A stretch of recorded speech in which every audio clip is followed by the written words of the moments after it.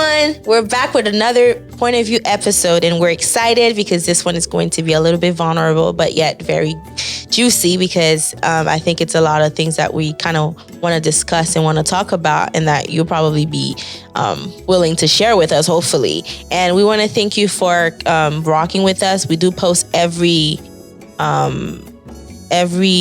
2 weeks. So we don't post weekly, we'll post bi-weekly. So if you haven't been following us yet, go ahead and follow us at Point of View Podcast on Instagram and Twitter.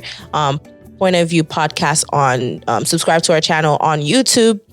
And as well, if you want to go directly to our link, which is pointofviewpodcast.com, to get all of our platforms where we are, go ahead and do that. And we appreciate your support.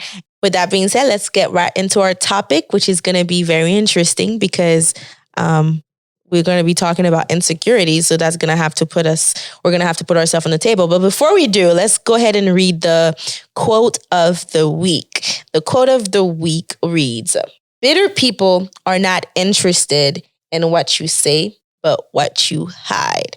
Shannon L. Alder. So let me say that again. Bitter people are not interested in what you say, but rather in what you hide. That's really deep. What do you feel about this? What's going on, y'all? GV here. Man, this coronavirus got me looking crazy, but it's actually for a good purpose, really. And you'll see later, it's actually serving a good purpose. Obviously, I'm playing it as safe as possible, staying home, no barber appointment, no work, no nothing. And I'm encouraging everybody else to do the same. And it's a good thing that, we can, bring this, this content to you guys. So hopefully that keeps you entertained for the time being. But absolutely stay home and stay safe. And we're praying for, everybody in the front line, everybody else that's been affected, whether directly and indirectly. And hopefully we can get through this together. To talk about the quote of the day, bitter people are not interested in what you say, but on what you say, but what you hide. Definitely, I agree with that. And I think that's kind of like where a lot of that's kind of why we don't embrace certain insecurity, because you'll have the people that will just point it out, right? I was just like.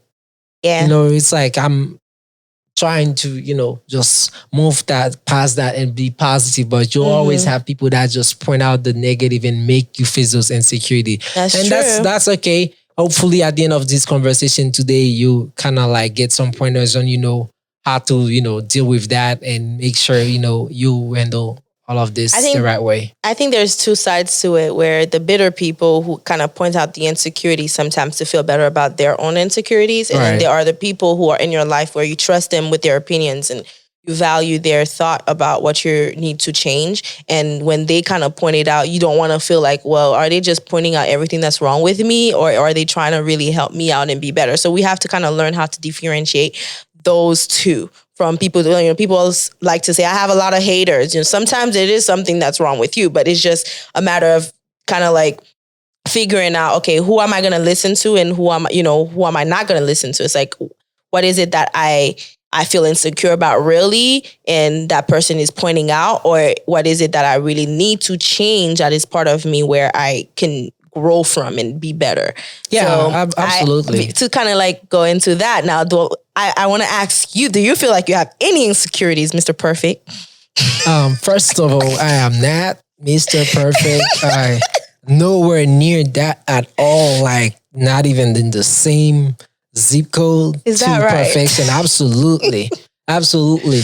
And now I've been called cocky. I've been called confident. I'll take confident. I really am. Extremely confident, guys. That's one of the things. That's code word for cocky, by the way. So if I say, certain people call me cocky, we know what I'm talking about. But no, you're not cocky. I think you're confident. I am a You can be cocky, but I feel like you're mostly cocky around people that you really, really know. I think it's mostly, I play cocky as a joke because but it's really not around people you really No, I really do. Like, I'm comfortable with y'all, so I'll play cocky as as a joke, but I really am not because I don't put myself on a pedestal. I really don't. But I am but confidence is attractive, so it's. Thank you. It looks good on you because I can't be with somebody that's not, sure of themselves. So I think the fact that you're confident is a great thing. And thank you. And I embrace that I'm confident, and I love that I am confident. It's a great asset because when I wake up in the morning, I do exactly what I want to do, whether I think it's a good idea or not. And of course, that can be, dangerous. But, I'm confident that, I think things through and be able to, execute my plan accordingly. So I'm confident in that way. But do I have a lot of insecurities? I do, actually. Growing up, my main insecurity was my voice. Your voice. Yes, I was, and I think I still am. Wow. But your voice out of everything, very nasal and monotone. Oh. And I was actually that's my first experience with bullying was through that. So you were bullied as a child. I was, but it didn't last long, by the way, because it sure did. I think it lasted for about a week or two. Lord knows. Because it's like once I been made fun of, I'm like, okay, we're gonna turn the table. Okay, guys. By the way, just to cut you off, this is not to sound insensitive. We know bullying is a real thing, but in our culture, it wasn't considered bullying. So it's something that we still obviously have to work on, or maybe hopefully people know now that bullying is something that exists worldwide, but in our culture, we didn't kind of recognize it as bullying because it was just like everybody got made fun of, but some people actually got really hurt, and we should not condone any, type of bullying whatsoever. Go ahead and continue your train of thoughts. Yeah, it didn't really last long. I obviously turned the table and I became the offender, sadly, but that's how I knew how to defend myself, and I was too good at it. So it really didn't last long. It didn't really affect me. If I'm being honest, I'm not even going to play the victim. Like, they were making fun of my voice and I got good at making fun of everybody else. So then I had no trouble to be myself because it's like you wouldn't risk the risk. I mean, you wouldn't run the risk of making fun of me because you weren't willing to take back what was coming your way from me. So I was okay, but so you were always on a defense mechanism, basically. Is that what you want to say? Sort of, but it was still something that I was very conscious of. Okay. And it really just got worse, just being someone that's introverted, and so I just grew up being an extremely shy person. Wow. And now, whether that's by coincidence that I was, introverted, shy, and I'll also, being made fun of for my voice or the way I spoke, I don't know. And I don't really care to make that connection either. But really, it's something, obviously that's still growing up. I was very conscious of, and I was very mindful of, how I sound, or maybe I shouldn't. And now I think for the most part, it's something that I'm comfortable with myself for the most part, but I still have some insecurities still today. Wow. And that one may make you laugh, and I will be very mad at you guys for being so mean to me, but it's my hair. Oh no. Clearly, and that's why I said, earlier that, I'm kind of glad that the coronavirus kind of put me in a situation where I didn't have to, get to clean up. Because just a couple years ago, I started noticing my hairline receding. No way. And I literally I prayed about that stuff. I'm like, God, look, I'm not going to struggle with receding hairline and the patchy beard. Oh, Lord. You're going to have to give me one. I'm like, fix it, Lord, fix God, it. Pick one and just take the other one. I'll be bald with a full beard, or I'll have an afro with a baby face. Wow. But I cannot handle both of them. Yeah. So that is an insecurity. And still today, I'm not gonna lie, I'm still trying to make sure make sure your beard is connected, make sure it grows fully, or is there any way you can get this hairline back. Like I'm looking into it. It's an insecurity for me. Wow. And that's the beauty of this. Thanks for sharing that. I mean, guys, it's really hard to put yourself out there. And the way he's doing it, I'm like, yo, please don't shoot him. Y'all can just, go back and check me out and see, my now everybody's going to be on your photo. Let me zoom in. Let me just see. Look at the bald spot right there. And it's okay. Like, again, like I said, like, I guess the way I was brought up, like that stuff is fine with me. So that's why I can own up to it and be real and talk about it. It's not a real issue for me. But that's kind of like the purpose of talking about this is to show that you can be confident and still have insecurities. Right. You can still love yourself. You can still do what you need to do and still have, certain things that you're insecure about. So it's really just about being balanced and, I guess giving the right amount of energy to your insecurity because you don't want it to ruin you as well. Yeah. For me, I think one of the things that obviously it's so obvious that I could have been insecure. But I mean, there's a lot of things, but it's like one thing is like I'm short and everybody's like, oh my gosh, she's a shorty. And obviously now people can see, okay, she's confident about, being short. And I was always in high heels. And so that is something that can get to your head when every time someone sees you, man, you're so short. Wait, hold up.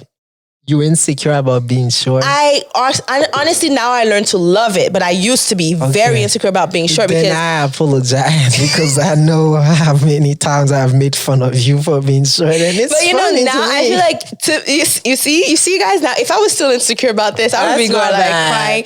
No, but it's okay because honestly, in my family, I like even around my family, I'm not gonna name who, but I mean my family, I'm used to them making fun of me. Oh my God, you're so short. You need heels. You need to be wearing higher heels. You can't be like this and that. But now I love it. Like when people are like, I feel like wearing flats today. Okay. Short girls are the bomb. Okay. Yes, they are. Okay. So it's like, now it's like, it's not a problem to me, but how can you kind of help someone who kind of have that insecurity and still be confident? Because it's like, yeah, you're insecure about something, but how do you like go about that and replace it? How was it for you to kind of replace your insecurities and kind of go and gravitate towards your, confidence? That's a very hard thing to do. It is. It can be, and that's a very good question. I think for me, it's not that I replaced it because like I say, like I don't know what it's like to be without insecurity, because I've always had something that at least one thing that I was insecure about.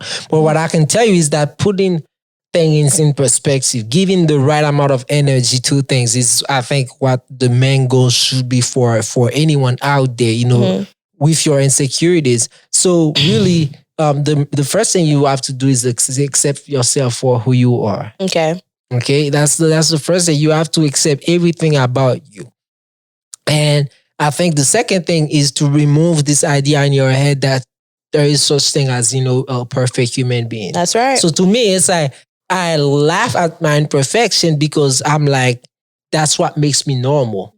It's like it's like if I wake up and I have 10 fingers, I'm supposed to, right? Yeah. And so to me, it's like imperfection or insecurities or literally like part of what a human. That's actually how I look at insecurity. I look at it as being actually part of you. That's something that you need to get rid of because insecurity can actually guide you. Ooh, that's okay. Let's take that back. Let's take that back. Can actually, yeah. Wow. Because being insecure about something make you.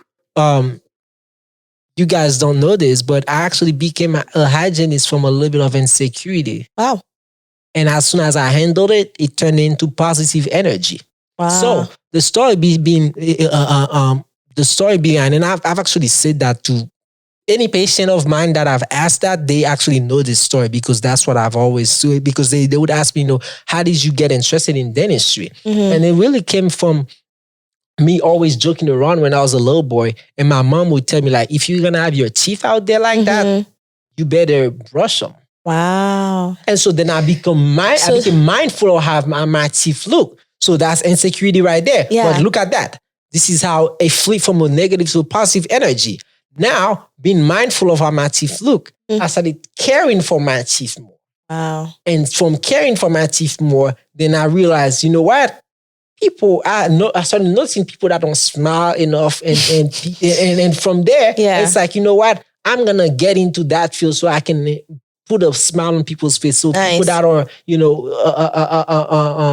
insecure about their smile, I can put a smile on their face. So I turned that into, it became a positive force that drove me into my 20s, pursuing a career, which I practice now. Yeah. So that's what I'm saying. Like, that's how I see. So do you feel like now the fact that your mom said that to you, do you feel like a lot of our insecurities comes from what other people are saying? Because sometimes we might not even notice something wrong with us, and then our closest family and friend point it out, and you're like, "Ooh." My nose is that big. Yeah, I'm glad you say that, because that's like what insecurity is. So it's like, do you feel like our family have a lot to do with our insecurities? I'm glad you say that, because that's what insecurity is really, is being overly conscious of something. Wow. And so me being overly conscious of how my teeth look doesn't change the color of my teeth, doesn't change the smell of my mouth. It doesn't change anything. It's just in my head, I'm always looking at that. Yeah. Me being overly conscious of how my voice sounded didn't change my voice one way or another. Me being confident of how my voice sounds doesn't change my voice. It doesn't make my voice sound prettier, deeper, or anything like that. It's just that I become a little bit more conscious of it. And so when you see it that way, you don't see your insecurity as being something wrong with you. It's just something that you pay a lot of attention to.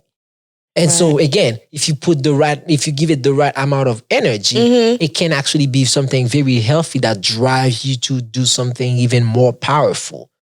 Yeah, thanks for explaining that to us, because I feel like a lot of us might kind of benefit from that thought.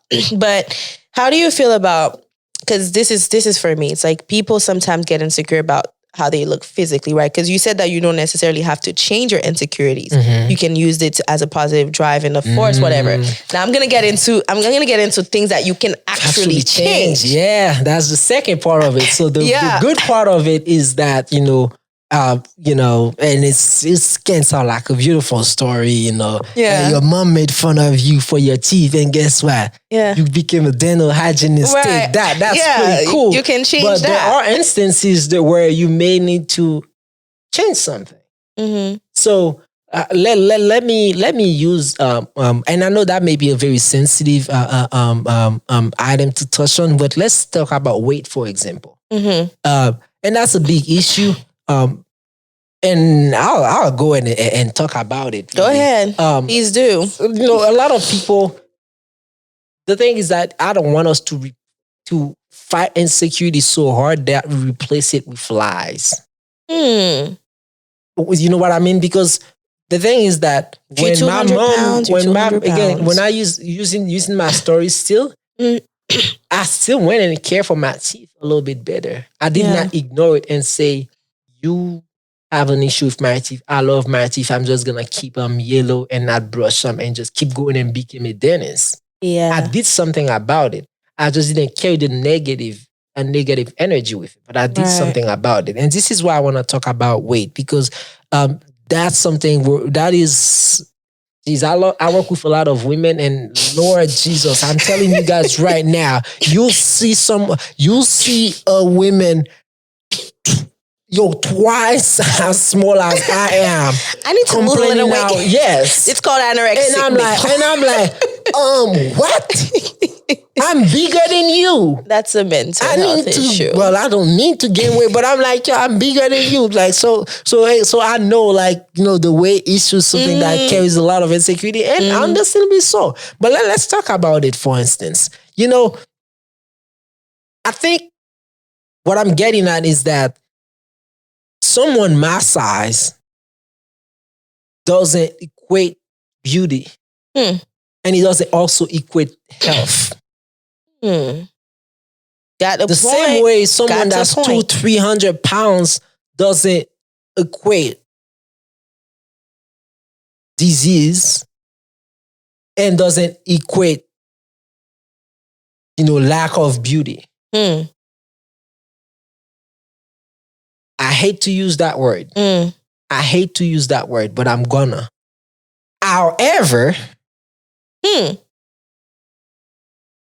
just because I'm small, I have a small frame. Just because I have a small frame Mm-hmm. and I think I'm okay, I feel fine, doesn't mean I can't look into ways to improve myself. So that's the difference, is that it's just an easier conversation for me Right. than it is for someone that weighs 400 pounds. And I'll explain. For me, it's an easier conversation for me to say, like, you know what, GV, you don't weigh a lot.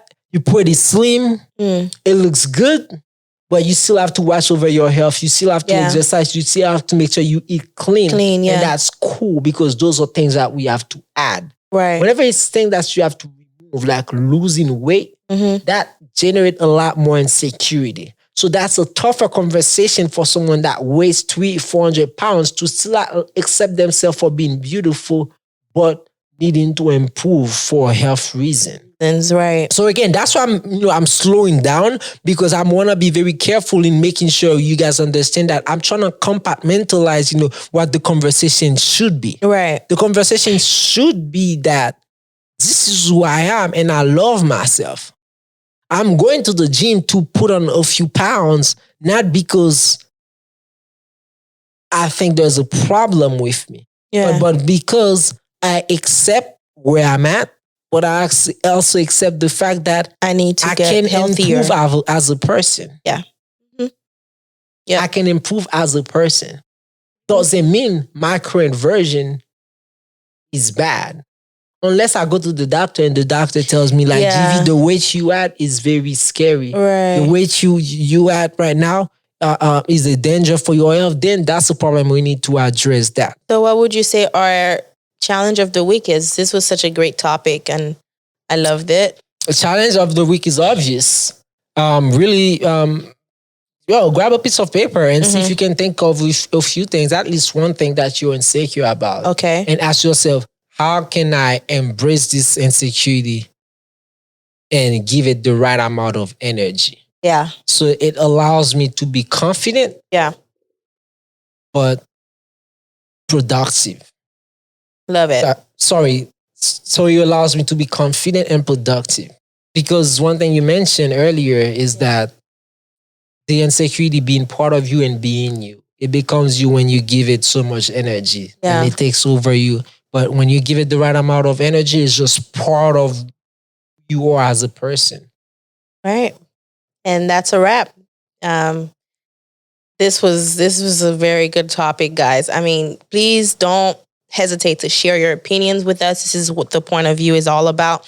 It's not just about us giving you our opinions, but obviously exchanging ideas and exchanging opinions and hearing your point of views on different topics. So please keep us, updated on what you feel and what other things that you would like us to talk about. Go ahead and subscribe and follow us on all these platforms. We'll have them on the video at all times. You can kind of go ahead and go through those links. And thank you guys for watching with us and for participating in this conversation. And this was the point of view here on this couch with GV and Obelle.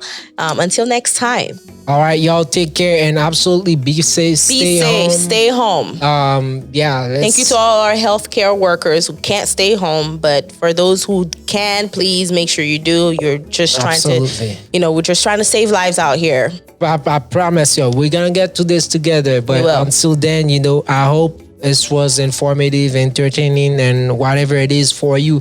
I hope it helps to make these tough times a little bit easier for you to cope with. So, we'll talk to you guys soon, and stay tuned and send in your questions if you have any question or any preferred topic for us to talk about. Definitely.